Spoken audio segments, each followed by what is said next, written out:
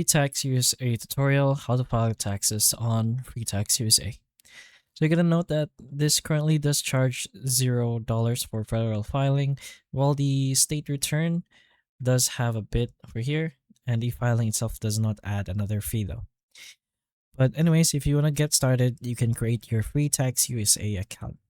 Go ahead to your preferred browser and you can just search for FreetaxUSA. It's usually going to be the first option or the first site you can see, and it will bring you to their website. From there, you can go ahead to the top right corner, which is to sign in. And if you don't have an account yet, you can just go ahead and choose to create a new account. So put in your email address, your username, your valid phone number, and your password.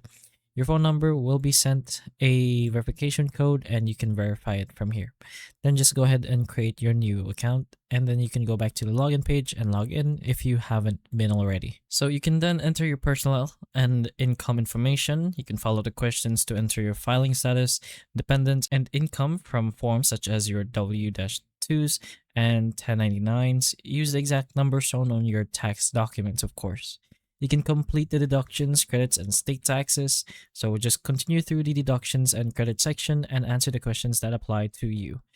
It also does carry information from your federal return into your state return if you do need to file one. Near the end, you can open the review tax return screen and carefully check that everything is complete and accurate. Click continue once you are ready to proceed with the filing.